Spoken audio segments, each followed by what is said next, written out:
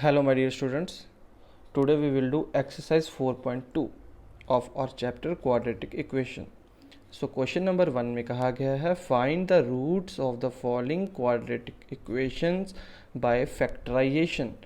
Factorization से हम लोगों ने इस quadratic equation के roots निकालने हैं. अगर हम इनके factors निकाल लेंगे तो हम लोग इनके roots आसानी से निकाल पाएंगे. तो इस क्वेश्चन को आप स्प्लिटिंग द मिडिल टर्म से कीजिए. क्वेश्चन है X square minus 3x minus 10 is equal to 0. अब इसके पीछे कुछ नहीं है तो 1. अब यहाँ पे है 10 माइनस का, तो दो नंबरों को मल्टीप्लाई करें तो माइनस 10 आना चाहिए. मतलब दो नंबर्स लीजिए, मल्टीप्लाई करके माइनस 10 लाइए और प्लस या माइनस करके मिडिल टर्म माइनस 3 लाइए. मतलब आप प्लस करो या माइनस करो, आंसर माइनस 3 लाइए. तो ऐसे में हम क्या करेंगे, 10 के फैक्टर्स निकालेंगे. 2 5 ज़ा 10 और 5 1 ज़ा 5. तो 5 माइनस 2 3 होते हैं और वैसे ही 5 इंटू 2 10 होते हैं. तो अब याद रखना, अगर बीच का नंबर नेगेटिव होगा तो इन दो में से जो बड़ा नंबर है वो नेगेटिव लेना है. अगर यहाँ पॉजिटिव होगा तो दोनों में से जो बड़ा नंबर है वो पॉजिटिव लेना होता है. तो हम लिखेंगे इसको X square minus 5x plus 2x minus 10 is equal to 0. Minus 5 plus 2 minus 3 और माइनस 5 इंटू 2 माइनस 10 होता है. दोनों इम्प्लीमेंट हो रहे हैं. तो x इंटू एक्स, एक्स का स्क्वायर माइनस, मतलब हम लोगों ने इन दोनों में कॉमन देखना है. x into x x square minus x into 5 हो गया मेरा 5x. अब इन दोनों में क्या लेना है, यहाँ पॉजिटिव है तो पॉजिटिव, दोनों जो हैं 2 के टेबल में आते हैं. 2 इंटू एक्स 2x और 2 5 ज़ा 10 साथ में इक्वल टू 0. अब एक पेयर बन रहा है x माइनस 5 का और जो बाकी बचता है उसे अलग कर लेते हैं. तो x प्लस 2 और x minus 5 is equal to 0. तो अब इसमें क्या होगा, या तो x प्लस 2 0 के बराबर होगा या फिर x माइनस 5 इक्वल टू 0 होगा. तो x आ जाएगा पॉजिटिव 5, वैसे ही x आ जाएगा माइनस 2. तो हम लोगों को क्या बोला था, रूट्स बोला था. तो therefore required roots are minus 2 comma 5. तो आई होप बच्चे आपको अच्छे से समझ में आया हो. अब हम सेकंड पार्ट की तरफ मूव करते हैं. लिखा है 2x square plus X minus 6 is equal to 0. अब यहाँ पे क्या लिखा है 2 और यहाँ पे लिखा है माइनस 6. दो नंबरों को मल्टीप्लाई करके माइनस 6 चाहिए. 2 इंटू 6 हो गया 12, मल्टीप्लाई करके माइनस 12 लाना है. बीच में क्या है पॉजिटिव 1. तो अगर हम 12 के फैक्टर निकालें तो 2 6 या 12, 2 3 ज़ा 6 और 3 1 ज़ा 3. तो 2 2 ज़ा 4 और एक 3. एक आ रहा है 4 और एक आ रहा है 3. 4 माइनस 3 1 होता है और 4 इंटू 3 12 होता है. इम्प्लीमेंट कर रहा है. बीच में क्या है पॉजिटिव, तो बड़ा नंबर पॉजिटिव आएगा. 2x स्क्वायर प्लस हमारा क्या आना चाहिए 4x minus 3x minus 6 is equal to 0. अब इन दोनों में क्या देखें कॉमन, 2x कॉमन आ रहा है. 2x इंटू एक्स 2x का स्क्वायर हो जाएगा प्लस 2x इंटू 2 हमारा 4x हो जाएगा. अब यहाँ देखते हैं माइनस से शुरू है तो माइनस, और ये 3 और 6 दोनों 3 के टेबल में जाते हैं. माइनस 3 इंटू एक्स हो गया minus 3x minus into plus हो गया माइनस, माइनस 3 इंटू 2 हो गया माइनस 6 इज इक्वल टू 0.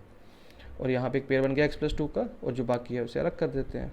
तो 2x माइनस 3 1 और x प्लस 2 1 इक्वल टू 0.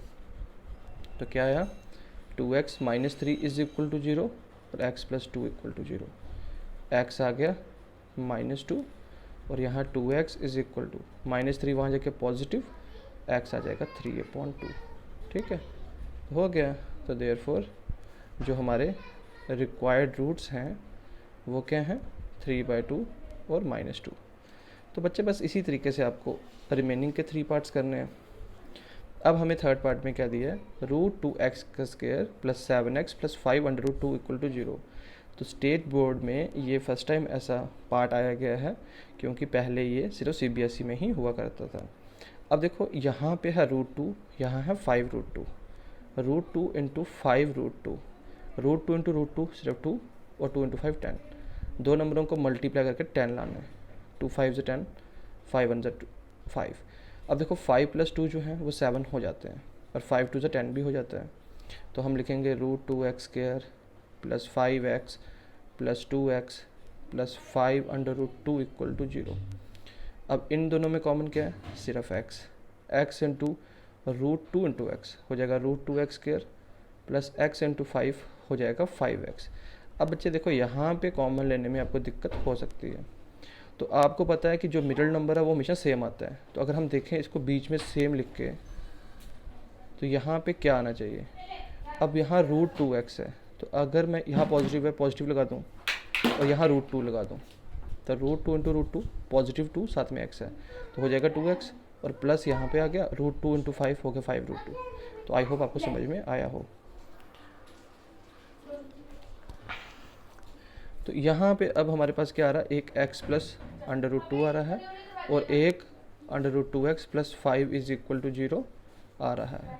तो क्या आया, एक x प्लस √2 इक्वल टू 0 आ गया और एक √2x प्लस 5 इक्वल टू 0 आ गया। तो √2x इज इक्वल टू -5 आ रहा है और x आ रहा है -5/√2। वैसे ही x जो है वो -√2 आ रहा है। तो हमारे दोनों रूट जो हैं वो आसानी से निकल गए। तो हम क्या लिखेंगे, देयरफॉर रिक्वायर्ड रूट्स आर -√2, -√5/2। तो आई होप आपको अच्छे से समझ में आया हो। अब हम लोग फोर्थ पार्ट पे चलते हैं। अब इसमें आप लोग क्या कीजिए, सबके नीचे 1 लगा लीजिए, क्योंकि हम खुद से 1 लगा सकते हैं। अब 8, 1 और 1 इन पूरी इक्वेशन का जो एलसीएम है वो 8 आ रहा है। 1 कितने ज़ा 8 होता है, 8 ज़ा, तो 8 2 ज़ा 16x² माइनस 1 कितने ज़ा 8 होता है, 8 ज़ा, तो 8 इंटू एक्स 8x। 8 कितने ज़ा 8 होता है, 8 1 ज़ा, तो 1 1 ज़ा तो 1 ही रहेगा इक्वल टू 0। अब जब मैं क्रॉस मल्टीप्लाई करूँगा तो ये 8 वहाँ जाके हो जाएगा 0, तो बचेगा क्या, 16x² minus 8x plus 1 is equal to 0। ठीक है, अब यहाँ है 16, यहाँ है 1, दो नंबरों को मल्टीप्लाई करके चाहिए 16 चाहिए। ठीक है, तो 4 4 ज़ा 16 और 4 1 ज़ा 4। अगर हम 4 + 4 करें तो मिडिल टर्म 8 आती है और 4 इंटू 4 मल्टीप्लाई करके 16 आता है। तो ठीक है, तो 16x² minus 4x plus 1 equal to 0। इन दोनों में कॉमन क्या आ रहा है, 4x into x, 4x into 4x हो जाएगा 16x² माइनस 4x 1 ज़ा 4x। अब इन दोनों में यहाँ माइनस है तो माइनस से स्टार्ट, कुछ कॉमन नहीं है तो 1, -1 इंटू 4x हो गया -4x, minus into minus plus 1 1 ज़ा 1 इक्वल टू 0।